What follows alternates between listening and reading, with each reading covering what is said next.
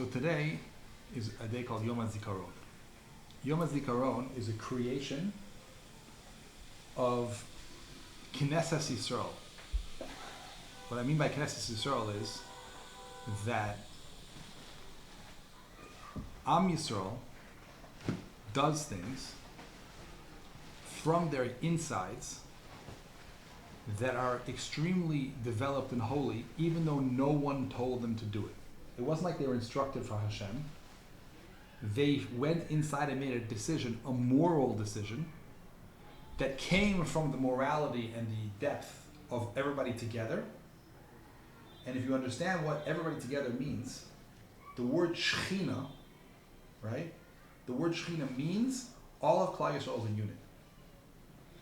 So when Am Yisrael decides something is a unit, it comes from a very, very deep place. And that's what Hashem gave us, a lot of opportunities in life where He didn't tell us what to do. Because He wants us to come from within inside ourselves. So Yom HaZikaron is a day that Knesset Yisrael decided is an important thing. Now, to understand what they were feeling inside, right? If we look in the Torah, we'll understand the depth of what their decision was. So there's a Gemara in Bava Basra that says that Harugei Malchus Ein Adam Yochol Lama Mechitzasam. Right? There was a story about Amora. He had a near-death experience. He went up to Shamayim and he saw different things, and he had asked him what's going on in Shamayim. So he said, this group of people called Harugei Malchus, their madrega, their mechitza is higher, and this needs to be understood, than other people. No one can go into their mechitza, their room. Who was Harugei Malchus? So the Gemara says there's two people called Papus and Linus. It doesn't mean Rabbi Kiva and Chaverov because they have other value besides the fact that they were Harugei Malchus. But Papus and Linus, what they did was in their life, they're Harugei Malchus. Now, who are Papus and Linus? We know not a lot about them. But we can understand from their names, they weren't like Jewish names. They were quite Yevani names. They were quite, so they were probably like Reform Jews of some sort. Okay, at that time, Mistyavnim. Okay. Now, what happened was Rashi in Tainus explains the story that there was a king and his daughter was killed, and they decided that the Jews killed him, and they were going to wipe out the Jews in that area. And Papus and Linus came and said, no, it wasn't the Jews, we killed him. And they killed Papus and Linus because they were, and it wasn't true, right? And because of that, they were in a place of Ein Adam Yochol Lama Mechitzasam. Basically, the Mesirus Nefesh that these people had to protect their Am was the Mesirus Nefesh that put them in a place no one can go. What is this union of Mesirus Nefesh for Am Yisrael? To give yourself over for the Jewish, like to die for the Jewish people. Now, by the way, there are people who die for the Jewish people, and there are many, many, many, many people who are willing to die for the Jewish people. Because basically every single person who goes into the war, he's come to a place where, you know what, I'm willing to do this, I'm going to die if necessary in order to save my people. So we have people who did it, Yom HaZikaron, and we'll learn the importance and the power of people who are willing to do it. So what is this concept? So the Arizal in Kriya Shema, he explains what this idea of Mesirus Nefesh is. Why does he explain it in Kriya Shema? Because Kriya Shema is the opportunity where every single Jew has to create the midos of this experience in some degree. And as Rabbi Nachman explains in Likutei Moharan, the concept of manifestation, that if a person puts his mind in a certain experience to the degree that it's real for him, that actually happens. So every single Jew has the opportunity, just like Rabbi Akiva did, to give up his life in Echad. Every Jew has the opportunity in Kriya Shema to give up his life in that space of Echad. It needs to be explained why. Kriya Shema. And then the Rizal explains what is the power, what happens when people do this.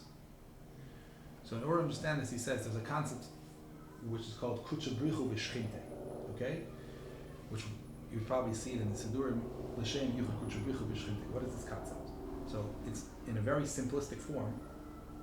We are the Shechina. Am Yisrael is the Shechina, right? All of us together are like a body. There's many, many parts to the body, but a body, and without each part, the body is sick, right? If you lose a finger, it's not the same body. But the soul of that body stays the same. Is God. So if you were to imagine your body or your neshama, right? Your body is extremely important because your neshama can't have a kli. It's like the radio waves. It doesn't show up in the radio, you can't hear it, right? The neshama without being in your body can do nothing in this world. But the neshama is the kli for the body to come inside. And then what happens is... What? Body is the kli for the neshama. Right, the body is the kli for the neshama to come inside. And then the neshama can do incredible things based on itself, on its power.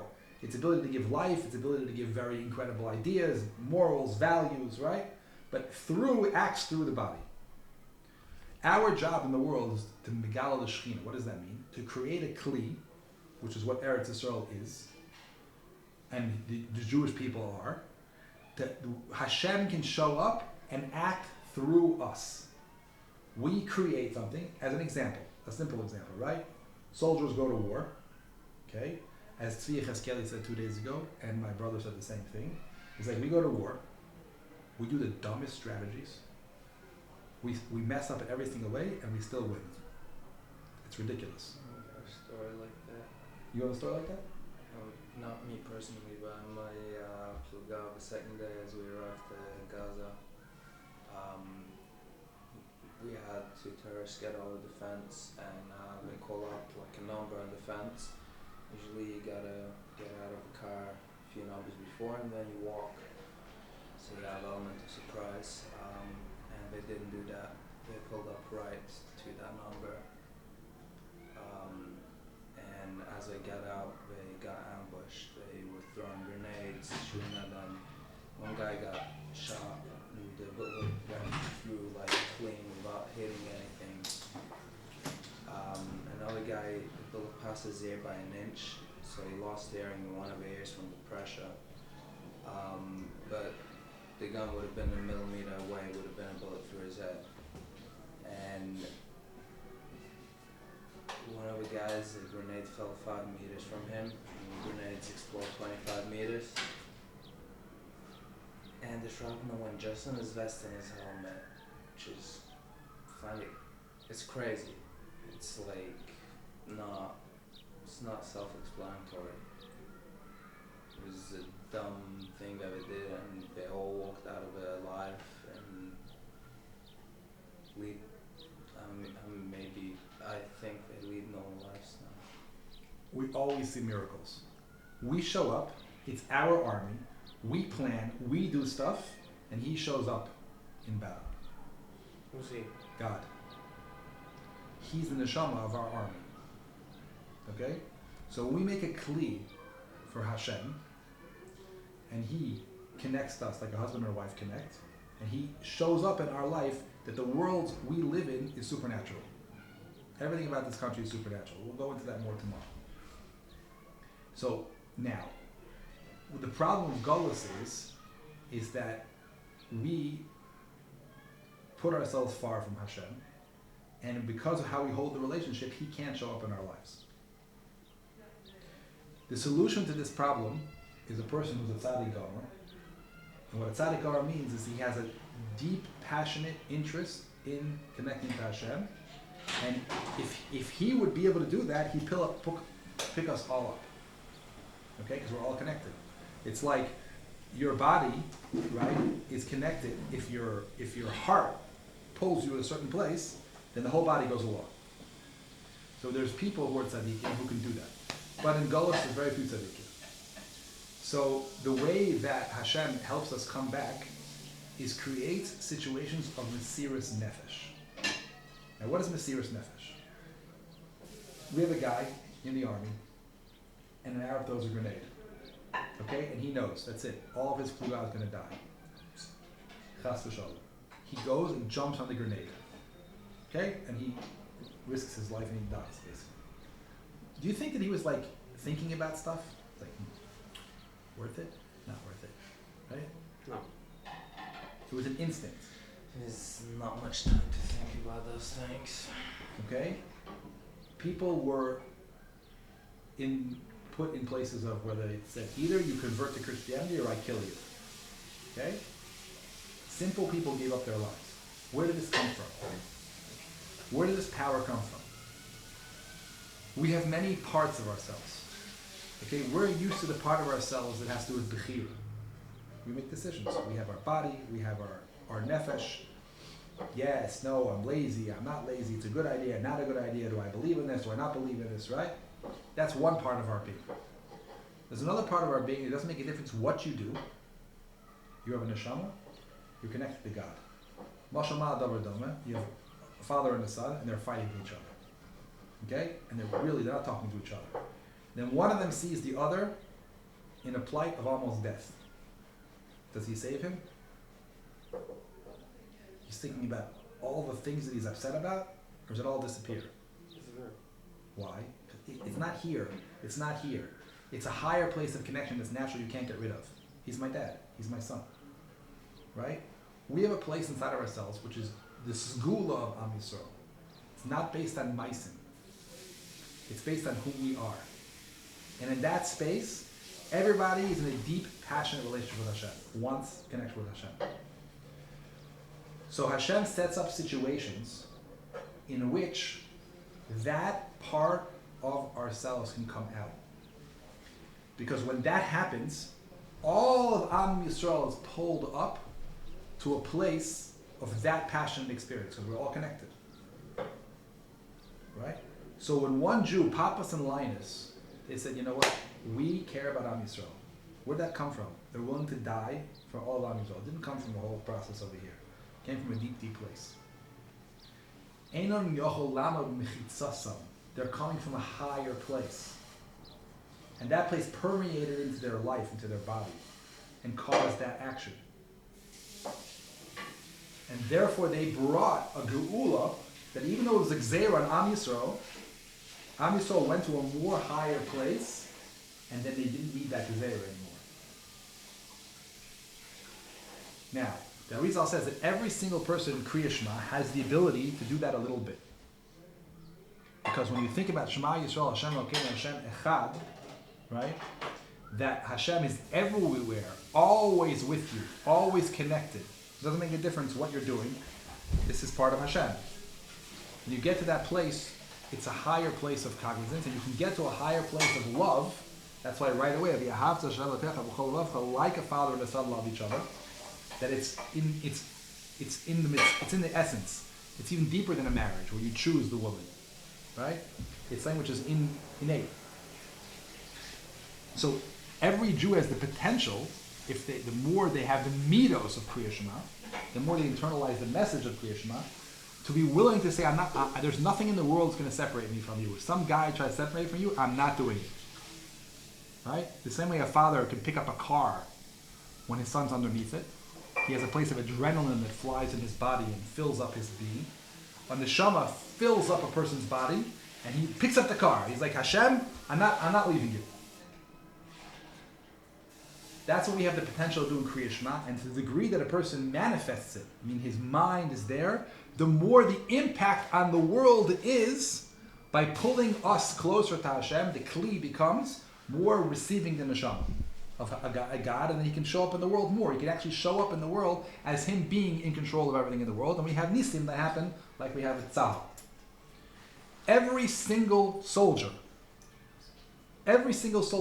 who's willing to die for Am Yisrael, in their mind, does that in a much higher madrega than we can possibly do in Kriya Shema, because they're actually living it. They're not only doing it for the Jews, they're doing it for Israel. Right. And if you ask them, they're doing it for God, because this whole thing of Israel is a much greater thing. Did I read to you what my brother said in his message? I don't have it here.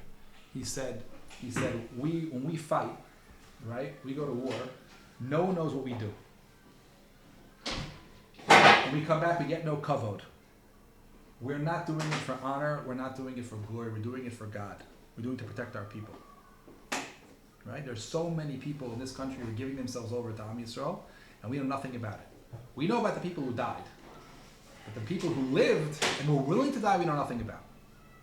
Those people have an incredible impact on connecting the Kli, Shechina, pulling all of us back with a passionate desire, I'm with you, we're not separating.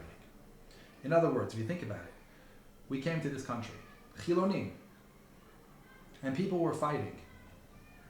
The impact that they had because they were willing to fight is the reason why Hashem is in Eretz Yisrael now. The reason why the neshama of Hashem can come to the body of Eretz Yisrael. They did it. How do I know they did it? Because practically they did it. That's a siman of what happens in the spiritual world. These pioneers, their Mesiras Nefesh, were like these people, Papos and Linus, who ein adam yochol la'am b'chitzasa. They weren't from. They didn't keep mitzvos. But they were able to get to a place that no one else can get to. Hashem always gives everybody an opportunity to connect to Him. Even without Torah and mitzvos. He gives them opportunities to do things that other people can't even do. That's their job. Some people can't go to tzal. They're not built for it. But the people who are built for it, that's why we have to remember them. We're not only remembering the people who died, we're remembering the people who could have died. Because we owe them what we have here.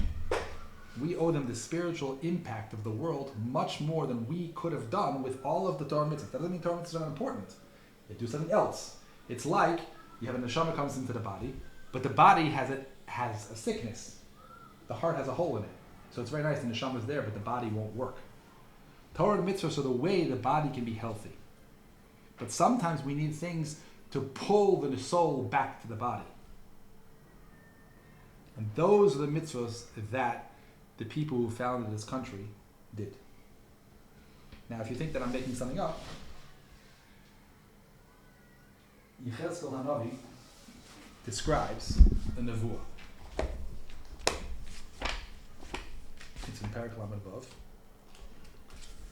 And there were these atzamos yeveshos.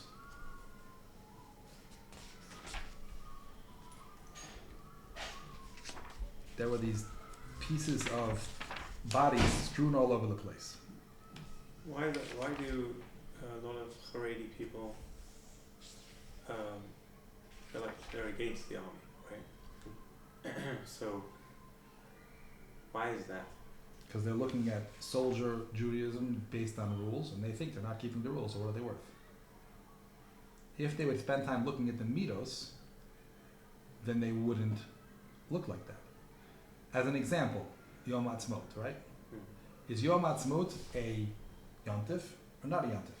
Did you say halal or no? You could make it like that, hilchati, right? You could do that, but let's think deeper. Is the day a day that thank you Hashem that it happened, or it's like let's read Eicha now? There are two different people looking at it in different ways, right? Why? Because we went back to Eretz Yisrael, which is an amazing thing. We have a government who actually took people and made them not fro. Right. We can't argue with that fact, right? So, if we understand the process of what Hashem is doing, we'll understand how to deal with all these things. In the Navi, he describes how there was all these dry bones that were spread all over the place in the keter. What? In the keter, in the burial place. So Yechezkel Navi was made a nevuah that all of these bones should come together and make a skeleton. And afterwards they should have on them flesh. And then later, a separate stage, the Ruach Chaim should come back into this body. Yechezkel said, Hashem told him, what is the pirush of this nevuah? The pirush of this nevuah is that Am Yisrael was set over all of the nations. Right? The body, Am Yisrael is like a body. Knesset Yisrael is like a body. So now what happens in Golos? The body dies. And not only is that, it rots. And all the bones were separate into the kever. The kever is chutz la'aretz. And it was all over the place. So the first thing Hashem says, I'm going to do kibbutz golios. I'm going to take all the bones all over the place. The Jews left Europe. They were taken out of North Africa. They left Iraq. Right? And literally in a period of 20 years, Jewry went either to Israel or to America. That's what happens. Most of Jewry. Like this. Okay? Which is an insane mace. Okay? Kibbutz golios. Then they were given flesh and blood. Okay? They're not only together, but they actually are a vibrant body. Mashal ma'adover to a baby. Right? They have no ruach chaim, they have no neshama, they have no yetzer tov. They don't have morals and values. They're alive. The baby's born. Then there's a separate shlav later where Hashem puts a neshama in, which is called kutshabricha v'shchinte, right? Hashem puts himself into Am Yisrael, and suddenly they have morals and values, and they're living it like Am Hashem. Okay? This is a clear description of the shlavim, what's going to happen. It's exactly what happened. Okay, there was kibbutz golios. We have this Medina, which is alive, it's doing stuff, but it's just like a teenager, or maybe even a baby, right? When a baby is born, you say, oh, wow, how much does he weigh? Oh, look, he smiled. He walked. Yeah, but he also made the whole thing dirty. You know what he did to the table? He took all of it, right? And he smacked his brother, right? And he's just a para adam, right? Because he's a baby. Right? And he'll grow, he'll learn, he'll become something bigger. The process of, from 48 until now, which is keeping going, right, is the process of being born again. The body is now whole. The yetzer tov, the neshama, is not there. Slowly, Am Yisrael is saying, wait, I want to be more alive. I want to be more alive. I actually want you in my life. They're having mesiras nefesh. There's a whole discussion. Should you go to the army? Not go to the army. Wait a minute. You know, I don't like politics, so I'm not going to fight in the Air Force. Oh, so you don't fight for Hashem. You don't fight for Am Yisrael. You fight for yourself. There's a beer of like a teenager. It's like, what are you doing this whole thing for? What are you doing this whole life for? You actually have morals and values? So Yom Ha'atzmaut is a celebration of the baby being born. People who are negative and expect that a baby to be an adult look at it and say, you're just a baby. It's not worth it. It's a chil Hashem.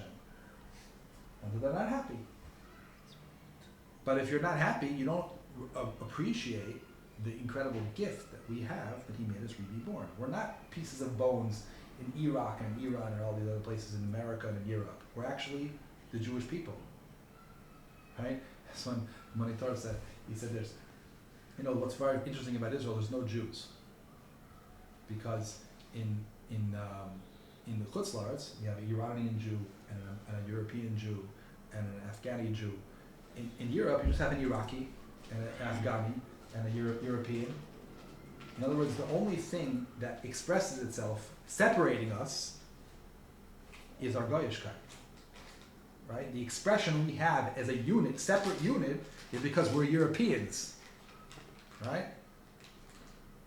So this whole process of birur, of getting back to who are we? And every child to figure out, who am I? What am I doing in this world? What's my purpose? What's my point? Until he does all kinds of dumb stuff that doesn't actually represent who he is. Right? So if he has a good parent, the parent says, okay, what'd you learn? Right? You look at this. Is this really what you want? Look what happens. So we can be the dumb parent. We can look at all the negative things and say they cut off the pace of the Teimanim and they fight with Torah. We could do that. Or we could say, look what's happening. Wow. We made a place for the Shri. Look all the nisim that happened. Look at what's going on. There's a whole process of Gula happening. It's slow, right? It's not, we want it to happen in the second one, Mashiach to come tomorrow, but it's not going to happen. It's going to happen 48, 67, 82. Now what's going on over here? There's a whole vikuach between achim. What are we doing over here? It's all process of a teenager becoming an adult, right? And one day people are going to get really pnimi, like your generation, and they're going to say, no, we want a real connection with God. And in the process, you have people who give up their lives. And they say, Hashem, we want you. They do it from a place of depth, not depth. Sometimes they only know that, and the second they jump on the grenade. And sometimes people do it every Kriya Shema.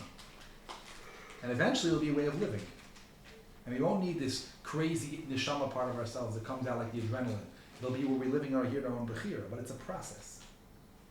So if we're not chogeg, we're not valuing the process. The same people issues have when they have their own development, right? What do they say? What did I do today already? I didn't finish. What happened? Nothing happened. I didn't accomplish anything.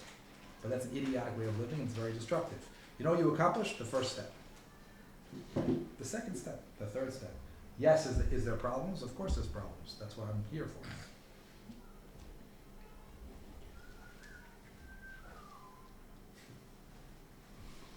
Did I answer your question? It still bothers me, but yeah. What bothers you?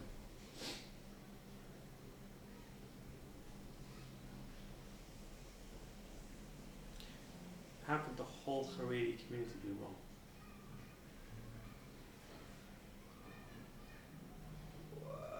How could that Sarah Sashrata be wrong?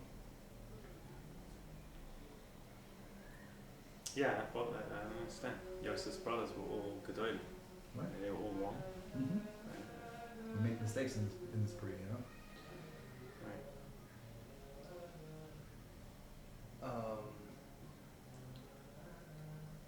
Haredi community is a very brainwashed community. As someone that grew up there, I'm sorry, let me rephrase it. Most people living in the Haredi community don't have their own way of thinking. And if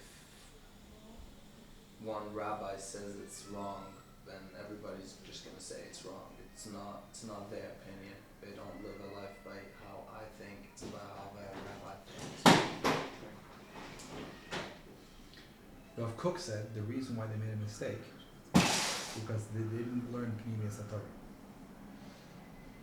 Because Pnimi, and you see it, like I remember being at the beginning of everything is Eretz Yisrael. But when you're living in Golos for so long, and you're spending time doing Dal Amos Halacha, that's the whole point. And that's the way you've been living until now. It's very difficult to do that. Wait, are they frum or are they not frum? That's what you think about. Only when you get to things like we're learning about midos, the insides of people, and understanding that Rav Kook said that he said things that sound crazy, but you see them before. He said the people who are working the land and going to the army, that will bring them back to Hashem, even though they're not keeping Torah and mitzvahs. That sounds crazy, but you learn Pneumis Torah, it's obvious, right? And you see it, by the way. I find I've bumped into many years, over the years, very high people in the army. Different people.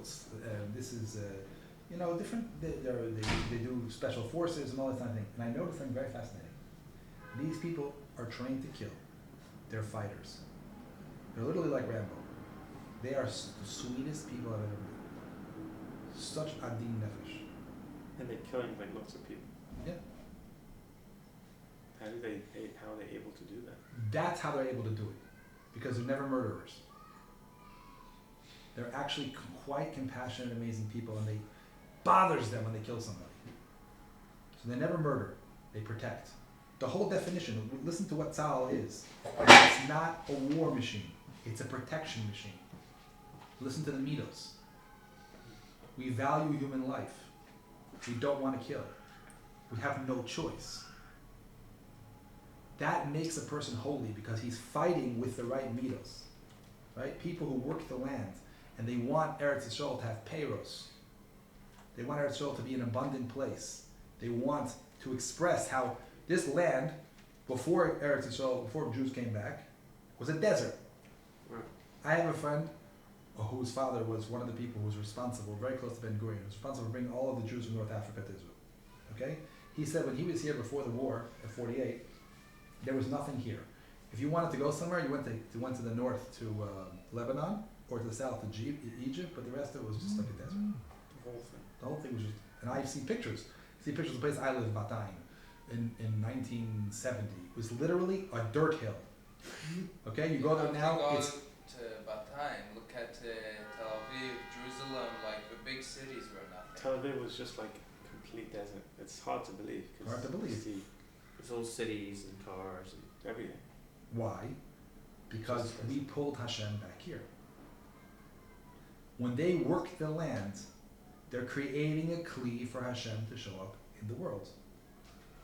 So when you look at the grand scheme of things, Pnimius Torah, why everything, where are we going, what's the point, you have a much deeper understanding of each prat than if all you're focusing on is Dalad Amal Sha'alacha. Did you keep the Mishnah Berurah?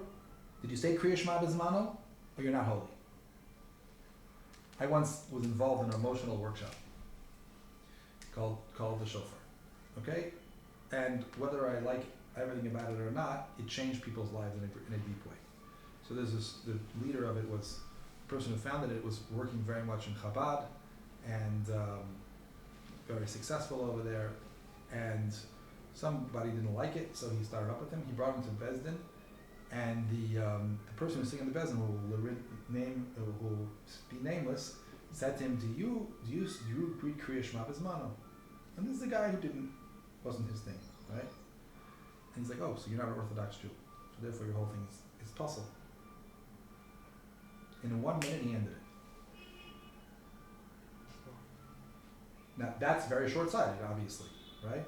So if you in Golus, the Gemara says, when we went to Golus, Ein lanu ila dal amal shahalacha. Did you do it? Or did you not do it? Right? That's when you live like that, then you only can value people keeping the rules. If you learn Pnimius Torah, you understand there's a whole process of growth and development, like we start learning over here. You're like, okay, look, this person's holding here, great. He did something amazing, right? That's what Rav Kook said. It's the lack of the Rabbanim who led the door, who didn't learn Pnimius Torah. And I see it. I see it very clearly nowadays. I agree that Zisha said that the Am is not a proof, but I'm talking about the Rabbanim. And by the way, I'm not a tain on them. That's where they're holding. They developed something else. And now there's a process of birur, everybody together. The fact that the Tilumi community learned Rav Kook, and that was their thing they brought into the world, they brought that into the world. And the other people brought into the world diktuk halacha, like how important every little detail, okay, that's a value to the world. And if we're an organism, that's a whole body, we begin to appreciate, like, you did that, I did that. Together we create something beautiful. If everybody says you have to be like me, that's sort of like the heart saying to the brain. I said, dude, you're thinking all day. You don't do nothing. I'm going like this all day long. You're just doing stupid ideas. And the brain says to the heart, you don't think anything. All you do is pump. You're like, what's wrong with you? Right? It's so dumb. Right? So everybody brings different things to the world. The problem is when we fight. That's the problem. We judge. We say, you're messed up. Why? Because you're not like me. Okay, so first of all, I see I'm losing everybody, which is normal, because we talked a long time. And if I'm giving the opportunity now, if you want to share what you got from this. And if not, I have a suggestion. What? To share what? What you got from this last thing we learned. Yesterday? No, right now. Oh. And after we do this, I do something in the end of the learning. Make a little meditation to ground some of the things that we did. Okay? Does anybody have anything to share? Do you recommend going to the army? Again, it's a personal decision. But I definitely think you need to check the mitos of a person who says, I don't have to go to the army, it's someone else's job. I think that's kind of weird. I'm not gonna say that. I'm just gonna say I feel like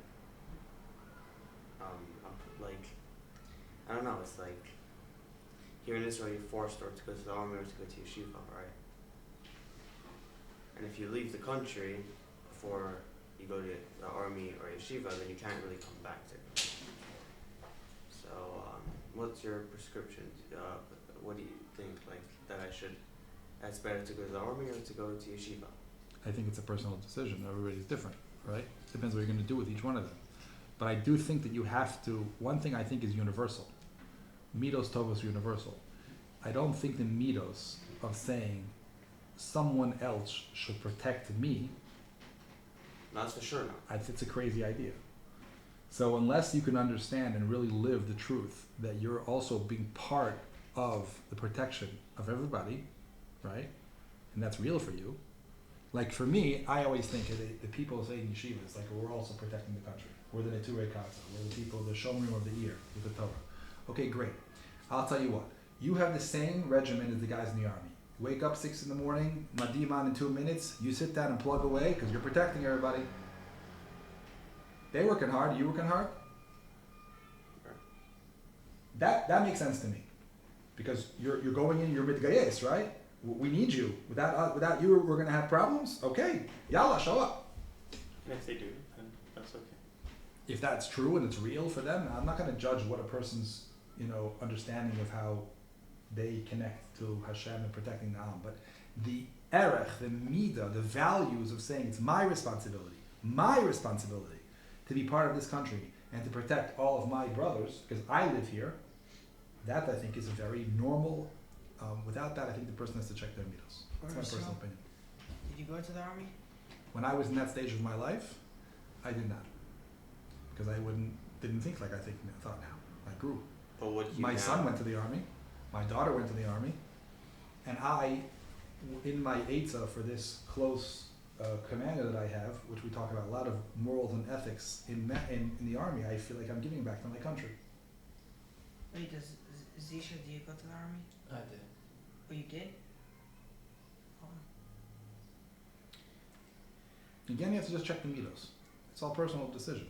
Yeah, for sure. I have friends in the army right now. It comes from fear, though. What does? Not wanting to go to the army. Right. There's a whole thing also like you can't be from in the army. It's right? not true. This is such a sheker. No, of course you can. Religious soldiers have more freedom than non-religious There's soldiers. also just like the boys' army. Also, I heard there's like a thing where. No, of course I mean that's. No, And fear of death. You will. Oh, well, I don't Yeah. know if that's true or not. Yeah. But you will have What do you nisyonos in mean the if army. that's true? Ask him. Okay. No, I used to be scared of going to the army and dying. Now I just feel like it's gonna be a waste of time. Sorry, no. Look, of course, protecting the country is such a what's it called? A privilege, exactly, and everything. But like, at the same time, I don't know. Standing there with the gun. I mean, it's cool and all, and protecting, but There's a lot of I shmiras. kind of have a choice. There's a lot of shmiras which is very boring. Huh? There's a lot of shmira, which is very boring. No, I mean I have friends also at a very high level where they're literally like they're showing me videos of rocket launchers and stuff, and they're like always moving around, calling army the piece of cake and all that, and they sit there having like a lot of fun there.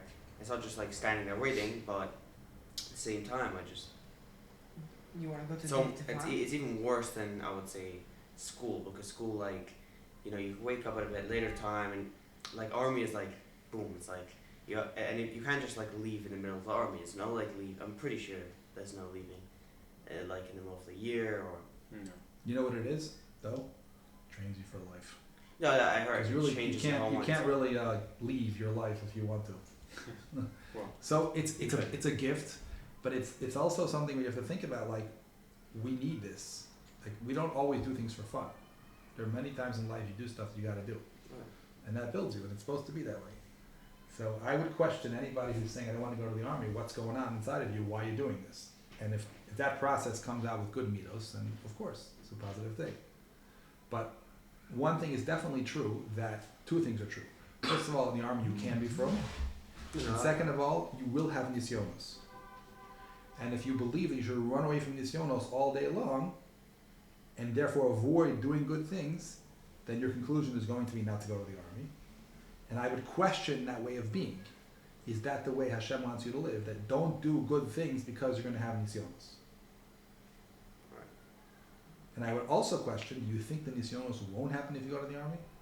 Because my personal experience is that the main reason that I want to go to the army is because issues with girls, right? And the amount of issues with girls they have outside the army It's is even is the same, and you could even say it's worse because when you're in the pluga with women, you start looking at them as human beings, and you have a much more healthy relationship with them, as opposed to you look at them as a piece that you can use, right? That can be a big accomplishment, right? So you really have to think about that. What are you going to accomplish by going to the army? What are you going to accomplish by avoiding these nisyonos? What if they don't want to live in Israel? What if that's the problem? I'm not saying they don't. I'm just. There's many people who grandparents gave up their lives living in Israel, and they don't want to live in Israel. Why? Because we are not teaching what is the point of Israel. So how would they know? Right, they just see a bunch of angry Israelis running all How over. do you know this is? How do people know that this is the holiest? very obvious. The holiest. Isn't it interesting? Internationally? Why? It can be anywhere. I mean, you can bring up Sefer Torah to Italy on the highest mountain and name it the holiest place. Right, so they do it, by the way. It's called the Vatican. Or Mecca, right? But it's still internationally acclaimed that the What about all the Harabais, tzaddikim where they're buried? Isn't that like the holiest place or something like that? the holiest place? No, it's a holy place. You can make holy place all over the place. Why Eretz Yisrael is so important? Why Yerushalayim is so important? Why Hebron is so important? Internationally, is something that people know from a higher place. They don't yet know it from here. And tomorrow, on Yom Ha'atzmaut, my goal is that people should walk out of here taking all of these moichim that they have inside of themselves, bringing it down to their cognizance. That's why we're using music and Torah, because music ignites the neshama. And I challenge you to come and see where people will explain things to you they didn't know when they walked in the door. But it's a question. If you don't ask the question, then it's dumb to live here. Like, why am I living here? Mm. My personal approach to life is, and I encourage you to do the same thing, question everything. Everything. Don't assume nothing. People say this, what is that? How do you know? Maybe it's not true. That's how you internalize. That's how you make real choices. That's how you have real beliefs. Because I decided, yeah, this is what I believe in.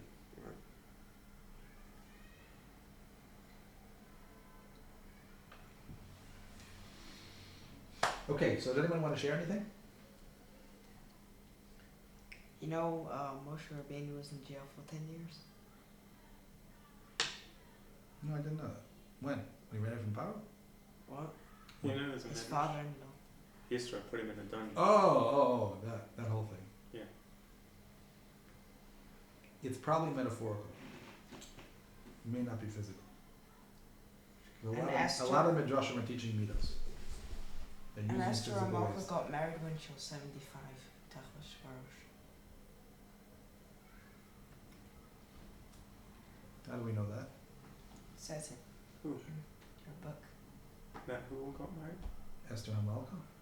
Oh yeah, that's right. Yeah, and if you read the book "Let My Nation Live," Mm-hmm. I love it. All of his "Let My Nations" is in the usual midrashim from Morris. So I was telling him about Esther. Some say some. Yeah, but you have to understand medrash. The word drash means that it's not the story. It's something which is the Torah writes in a certain way to teach you a concept. So it could be the things you're describing. You see, there's a lot of places in midrashim like have numbers. It's 600,000 this, 600,000 this, and it doesn't. It's like mathematically ridiculous. It's not going to possibly be this army has 600,000. This has 600,000. Oh, it can't be.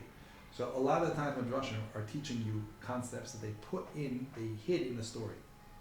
I'll give you an example. Rav Chaim Volozhin, he had a Talmud in Yeshivas Yaakov. And when Yeshivas Yaakov was time to go to be a Rav, so he called him in and he started telling him all kinds of stories. Wasting his time. He had no idea what this was. He just sat there and listened to the stories. Later when he left, he went to be a Rav, he began to realize that he was giving him the keys of understanding his history of Torah through the stories. Like Rabbi Nachman. Yeah, I like the Sibor Masios, right? So sometimes stories have in it a concept that is buried that you can't even know the concept, but since you know the story, the concept's in you. And as time goes on and people get more developed, they look at the midrash and they'll see, that's what he's teaching me.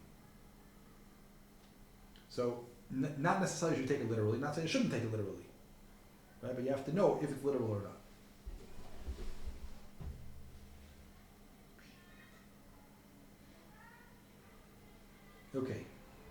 for an experience? Sure. Sure? Okay. Okay, let's turn off the thing. You know what? Let's leave it on. Okay. What I'm trying to accomplish is that your head is one way of receiving things, right? But it's very limited. An experience is a better way of receiving things. So, right. So meditation is a very cool way to experience stuff. Okay? So what I like to do is take the topics we learned today and put them in an experiential space. Okay? It's a little bit of a challenge because we talked about a lot of things. Okay, so I want everybody to close their eyes.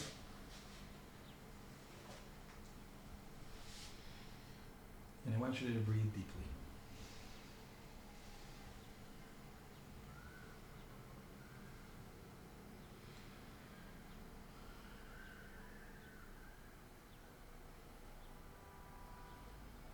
And notice the sounds in the room.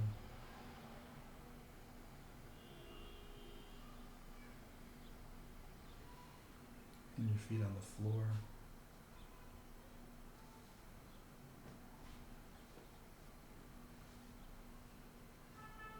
And the feeling of your seat.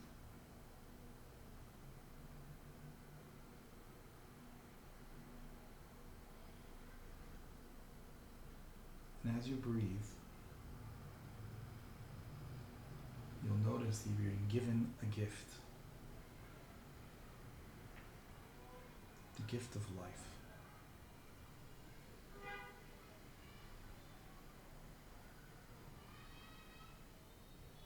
And breathe deeper.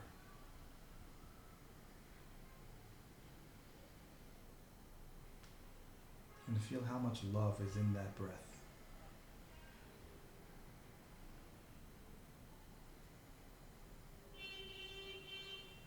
How much it just wants to give you life.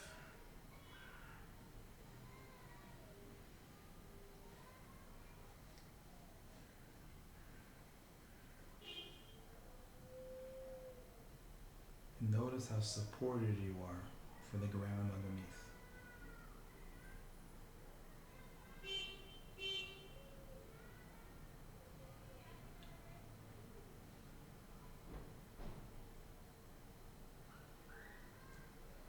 And as you breathe, you realize how much opportunity there is to live, to experience, to receive.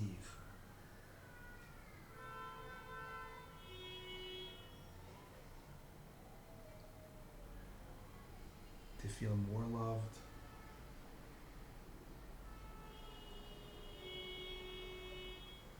and really understand the one who's giving you all these gifts.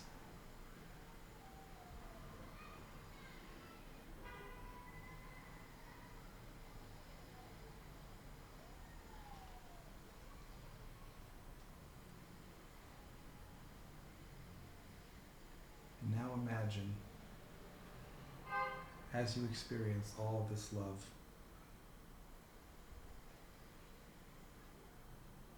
and all this opportunity,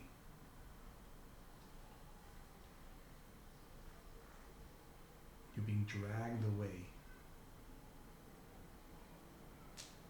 from this love, blocked. Someone comes and doesn't allow you to feel this.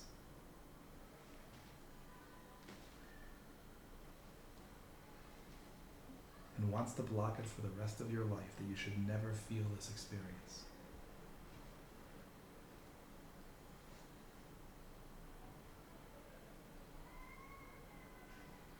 Breathe and feel.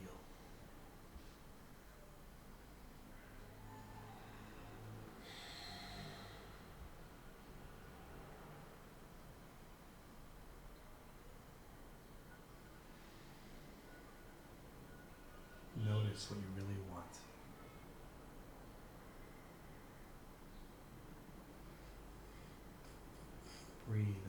fill you up.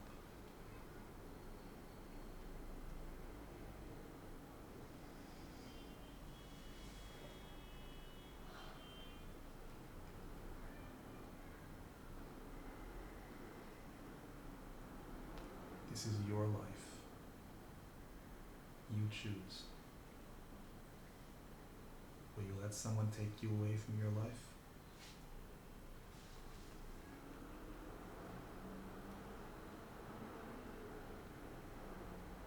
What are you going to do about it?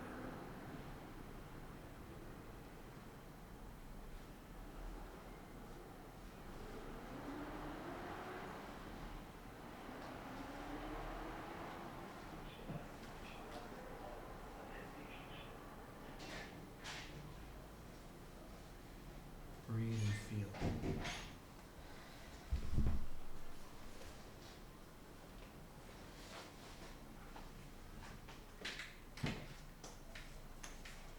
And sit with this feeling. Don't run away, just feel.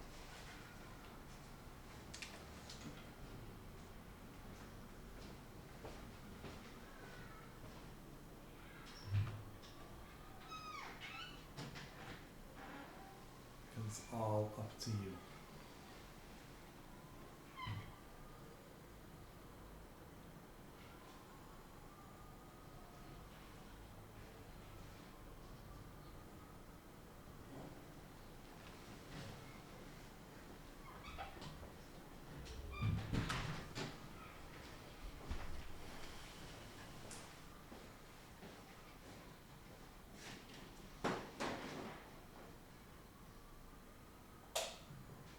Whenever you feel like the experience is done, you can open your eyes.